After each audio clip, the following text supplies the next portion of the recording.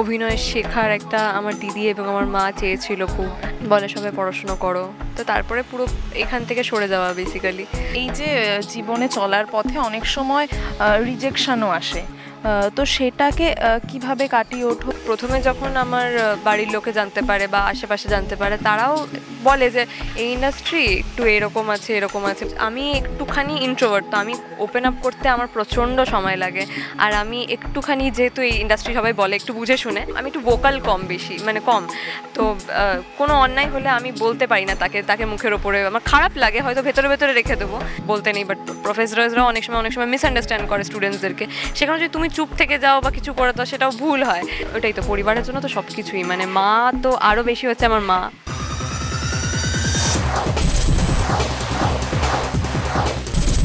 জি বাংলার জনপ্রিয় ধারাবাহিক পরিণীতা, এবং সেখানে পারুলকে আপনারা অনেক ভালোবাসা দিয়েছেন, তাকে আপনারা ধারাবাহিকের মধ্যে দিয়ে চিনেছেন। কিন্তু আমার সঙ্গে এই মুহূর্তে রয়েছে পারুল রূপী, অর্থাৎ ঈশানী। তাকে আমরা তার বাস্তব জীবনে সে কীভাবে বড় হয়ে উঠেছে সেই সমস্তটা তার মধ্যে দিয়েই জেনে নেব। প্রথমেই বলো, কেমন আছো?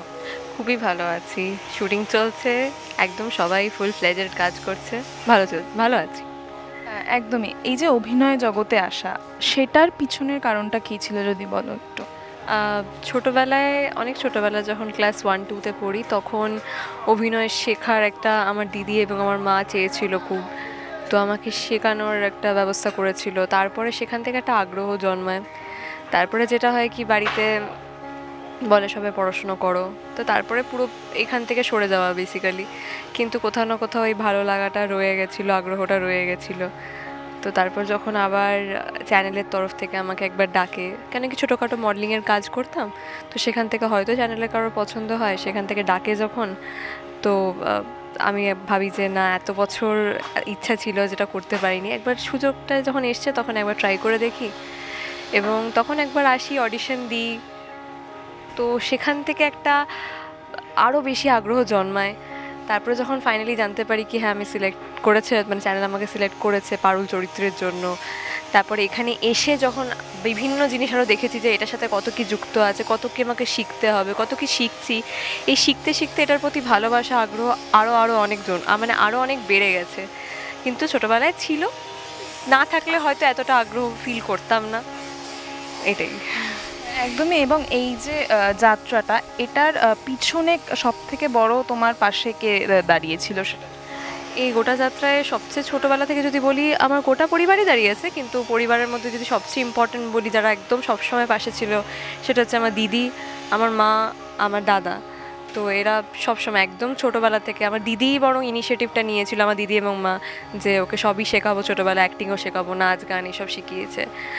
আর পরবর্তীকালেও যখন আমার কাছে এই কাজটা আসে, প্রজেক্টটা আসে, তখনও তারাও একদম সবসময় পাশে দাঁড়িয়েছে, কি তুই করতে চাইলে কর, আমরা আছি, সবাই আছি। তো সবসময় আমি এই মানুষগুলোকে, সবসময় গোটা পরিবারকেই পেয়েছি, কিন্তু স্পেশালি এই মানুষগুলো যেন আরেকটা একটু বেশি ব্যাকবোন আমার। একদমই। এবং এই যে জীবনে চলার পথে অনেক সময় রিজেকশনও আসে, তো সেটাকে কিভাবে কাটিয়ে ওঠো, বা সেই বিষয়টাকে কিভাবে ওপর? রিজেকশন বলতে তুমি কি কাজের রিলেটেড বলছো? তাহলে তো বলবো যে আমার যেহেতু প্রথম কাজ, আগে এরকম তো কোনো কাজ করিনি, তো রিজেকশন এখনও অবধি ফেস করিনি আমি। জানি না পরবর্তীকালে করলে আমি এটাকে নেগেটিভলি নেব না, আমি ভাবছি পজিটিভলিই নেব। কারণ সবে তো এসেছি, এখন আমার কাছে অনেক শেখা বাকি। হয়তো আমি সেই জায়গায় নাই মানে অত কিছু নাই জানতে পারি, অত পারফেক্টলি সেই রোলটাকে বা চরিত্রটাকে নাই ফুটিয়ে তুলতে পারি, যেটা হয়তো যারা ভাববে, যেই কারণে আমাকে রিজেক্ট করবে, তখন আমি এটাই ভাববো যে আমাকে সেই জায়গায় আবার ফিরতে হবে, কিন্তু আরও ভালোভাবে নিজেকে আরও ইমপ্রুভ করে ফিরতে হবে, আরও অনেক কিছু শিখে। অবশ্য সব কিছু শিখেই, মানে অল্প শিখেই যে আমি সব জায়গায় সব কিছু পেরে যাবো তা নয়।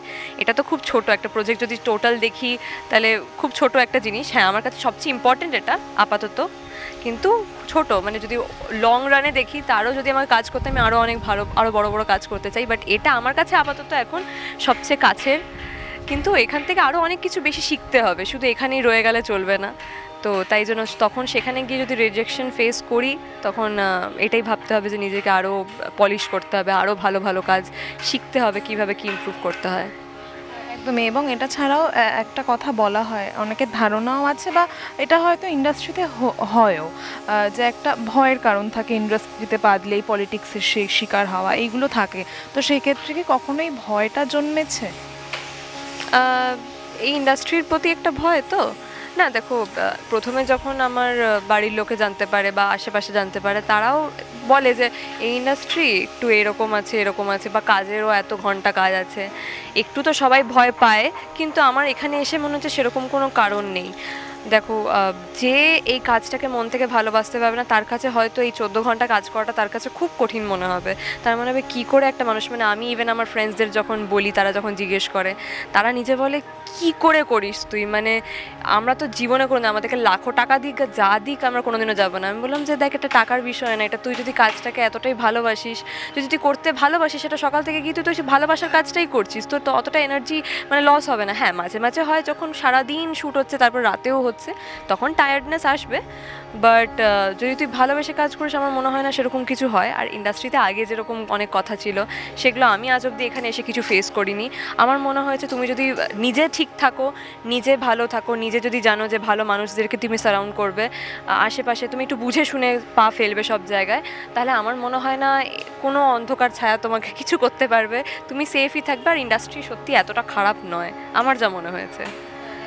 বন্ধুর কথা বললে যেহেতু, সেহেতু মানে একটা বন্ধু তো সত্যিই খুব প্রয়োজন হয় প্রত্যেকটা মানুষের জীবনেই, যাকে সব কথা মন খুলে সবসময় বলা যায়।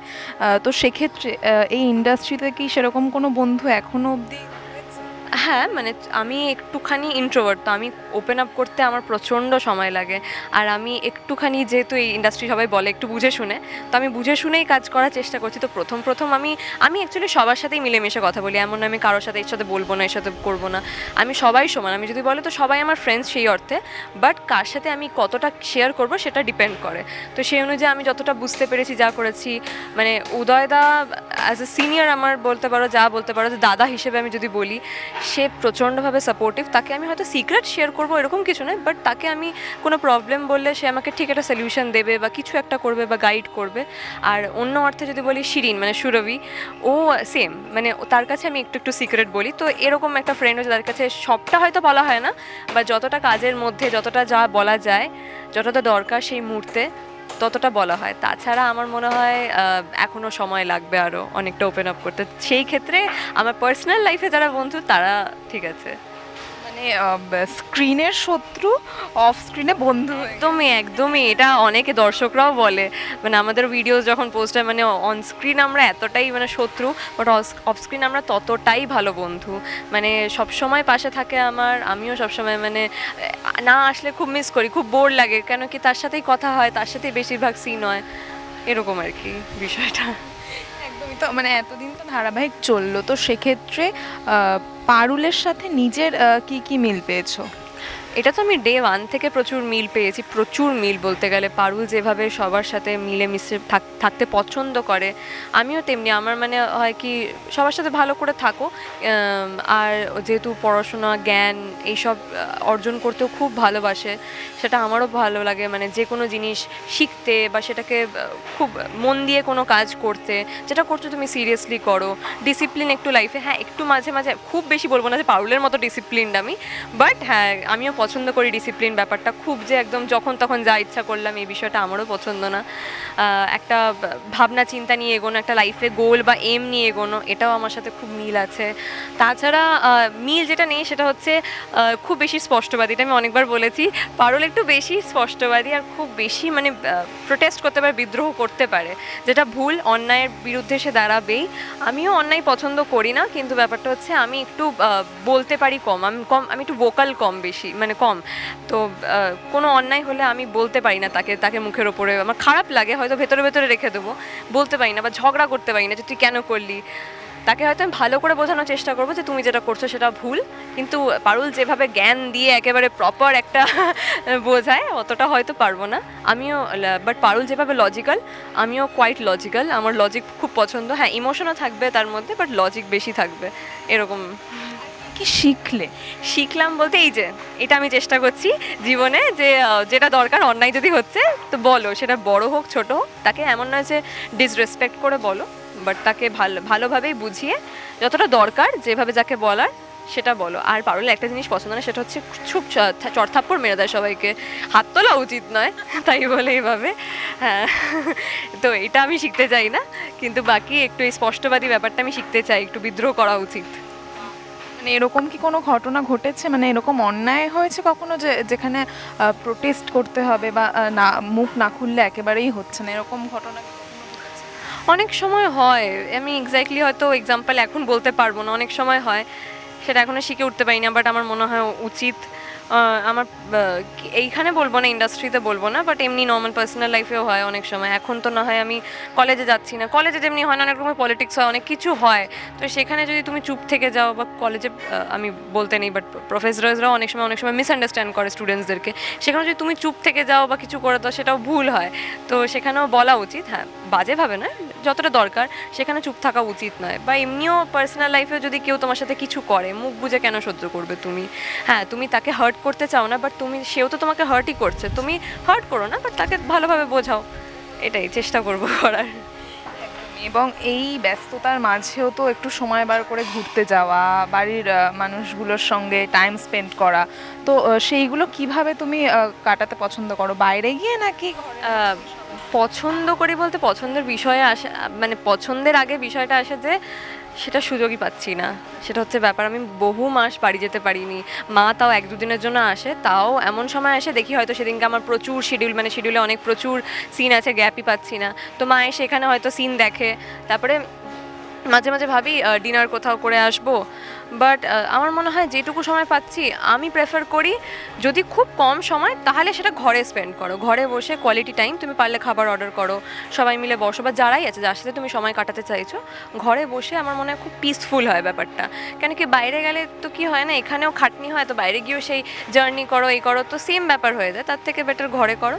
আর যদি তোমার হাতে সময় আছে তাহলে তুমি একটু বাইরে বেরো, ঘুরে এসো, তো সময় তো নেই একদমই, কিন্তু পছন্দ করি আমি, ডিপেন্ড করে বা পার্সনের উপর ডিপেন্ড করে যে কে আমার সাথে যে আছে তার কি পছন্দ, সে যদি বাইরে বেশি পছন্দ করে তাহলে তার সাথে সেভাবেই।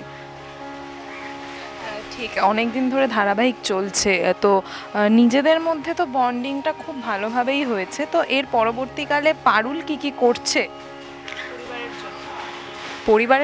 পরিবারের জন্যই তো সব কিছু আমার মনে হয়, নিজের জন্য অফকোর্স, তারপরে তো পরিবারের জন্যই, মানে তারা সবসময় ছোটোবেলা থেকে পাশে থেকেছে, তাদের জন্য না করলে মানে কাদের জন্যই আর করা হবে, কিন্তু সেটার জন্য এখনও অনেক সময় দরকার। ছোটো মুখে বড় কথা তো বলে লাভ নেই, কিন্তু সেটার জন্য আরও পরিশ্রম করতে হবে, আরও অনেক কাজ করতে হবে, তবে গিয়ে হয়তো এই মুহূর্তে আমার পক্ষে খুব একটা সাহায্য করা পরিবারকে হয়তো পসিবল নয়, বাট আমি যতটা সম্ভব ততটা করার চেষ্টা করি, বাট হয়তো খুব একটা করে উঠতে পারছি না, সেটা নিজেকেও খারাপ লাগে, বাট চেষ্টা করবো আরও বেশি তাদের পাশে থাকার। এই যে মাঝে মাঝে যে পরিবারকে ফোন করে উঠতে পারিনি, তাতেই খারাপ লাগেছে, তারা হয়তো সবসময় পাশে থেকেছে, বাট তাদের পাশে আমি, মানে তাদেরকে খোঁজ খবরও নিতে পারছি না সেরকমভাবে, কিন্তু নিজেকে একটু ইমপ্রুভ করার চেষ্টা করছি সেই দিক থেকে, যতই শিডিউল বিজি হোক মাঝখানে একটু সময় বার করে একটু ফোন করা, এগুলো একটু বেশি করতে হবে আমাকে, মানে মন থেকেই, মানে চাই মন থেকে, এমন না যে দায়ে পড়ে করছি, কিন্তু সত্যি কথা বলতে গেলে এত ব্যস্ততা না, গিয়ে ঘরে গিয়ে সেরকমভাবে কাকে ফোন করে উঠবো, কাকে করে, মানে মিস আউট হয়ে যায় কিছু না কিছু, তো এই মিসিং আউট ব্যাপারটাকে একটু ঠিক করার চেষ্টা করছি। তাছাড়া ওটাই তো, পরিবারের জন্য তো সব কিছুই, মানে মা তো আরও বেশি হচ্ছে, আমার মা এত কিছু করেছে, মানে সব একদম একা বড় করেছে বলবো না, পরিবারের সবাই ছিল, কিন্তু মেন যে হয় যে পুশটা দেয় সব কিছুতে সে মা, তো মা অনেক হার্ডশিপ ফেস করেছে লাইফে, আমিও অনেক করেছি, তো সেই জিনিসটা চাই যে কোথাও না কোথাও আমি যদি মেটাতে পারি, মায়ের আরাম করে একটু কাটাতে পারে, তার জন্য সেই ব্যবস্থা যতটা করতে লাগে ততটা যেন করতে পারি। আর এই অনস্ক্রিন পরিবারের জন্য পারুল আর রায়ান আর কি বাধার সম্মুখীন হচ্ছে? অনস্ক্রিন মানে বসু পরিবারের জন্য তো আমার মনে হয় পারুল রায়ন সবসময় হাজির আছে, তারা একসাথে জোট বেঁধে আমার মনে হয় যে কোনো সলিউশন বার করে নেয়, তো পারুল আর রায়ন এই বিষয়ে একদম একমত আর একজোট হয়ে সব বিষয়ে একদম লড়বে বা যা করবে সলিউশন বার করবেই। পরিবারের মানে আঁচ লাগলে তারা তো রুখে দাঁড়াবেই, তারা পিছিয়ে থাকবে না কখনোই, সেটা যে রকমই হোক, সেটা আস্তে আস্তে দর্শকরা দেখতেই পায় যে পারুল রায়নের মধ্যে ঝগড়াঝাটি যাই হয়ে যাক, তারা যখন একটা ইউনাইটেড কজ হয়, তখন পরিবারের জন্য যখন হয়, তখন তারা একসাথে সব কিছু ভুলে সবটা করে, তো এরকম সারা জীবনই চলবে, কিন্তু এর মাঝেই হয়তো তাদের বন্ধুত্ব এখন যেমন হচ্ছে, তারা একটু বন্ধু হয়ে উঠছে, সেটার মাঝখানে হয়তো কখনো ভালোবাসা হবে, সেভাবে আরও গভীর হবে, আরও টানটা বাড়বে পরিবারের প্রতি। রায়ান অনেক কিছু বুঝতে পারে না, সেগুলো পারুল বোঝাবে আস্তে আস্তে। তার আরও হয়তো কৃতজ্ঞ হওয়া উচিত পরিবারের প্রতি, যেটা হয়তো সে কখনো কখনো বুঝতে পারে না, দাদুকে অনেক সময় ভুল বুঝে ফেলে, তো সেগুলোও আস্তে আস্তে সে বুঝবে, সব কিছুই হবে আস্তে আস্তে। এভাবেই চলতে থাকুক ধারাবাহিক, এবং খুব ভালো থাকো। অনেক ভালো কথা বললে, কি বলবে দর্শকদের? দর্শকদের তো এটাই বলবো, সবসময় বলি তোমরা যেভাবে ভালোবাসা দিয়ে আসছো সেটা বজায় রাখো। কারণ হ্যাঁ, হয়তো আমরা বেঙ্গল টপার থেকে একটু সরে গেছি, কিন্তু তাই বলে এমন না যে আমরা কোনো খাপ রাখছি, মানে কোনোভাবে কিছু কমতি রাখছি কিছুর। আমরা আপ্রাণ চেষ্টা করছি, আমরা হোক, আমাদের ডিরেক্টোরিয়াল টিম, আমাদের রাইটিং ডিপার্টমেন্ট, আমাদের চ্যানেলের যারা আছে, আমাদের প্রোডাকশন সবাই আপ্রাণ চেষ্টা করছে। প্রতিটা সপ্তাহে আমাদের প্রোমো আসছে, আর সত্যি প্রতিবার প্রোমো ডিফারেন্ট একটা স্টোরি, একটা প্লট টুইস্ট নিয়ে আসছে, বা কিছু না কিছু একটা এমন যেটা দর্শক দেখতে পছন্দ করবে, হয়তো ওয়েট করছিল এতদিন, প্রতি সপ্তাহে আসতে থাকবে। তো সেটার জন্য তো চোখ রাখতে হবে, তো গল্প আরও এগোবে। তোমরা যা যা চাইছো সেটা জানাতে হবে আমাদেরকে, তোমাদের কি ভালো লাগছে কি না লাগছে, আমরা সেই অনুযায়ী ডেফিনেটলি সব চেঞ্জেস হবে। আর যেটা যেটা তোমরা চাইছো, হয়তো দেখতে পাচ্ছ যে সেটা আস্তে আস্তে হচ্ছে আমাদের এখানে, তোমরা যেটা চাইছো। তো এটার জন্য তো বাকি যা চাইবে সবই হবে, কিন্তু ভালোবাসাটা আর ভরসাটা রাখতে হবে পরিণীতার ওপরে। আর রোজ রাত 8টায় জি বাংলায় পরিণীতা তো দেখতেই হবে। নমস্কার। টলিউড ফোকাস কলকাতা চ্যানেলটি আপনাদের ভালো লেগে থাকলে লাইক করুন, সাবস্ক্রাইব করুন এবং আপনাদের পছন্দের ভিডিওটি অবশ্যই শেয়ার করুন। Tollywood focus Kolkata.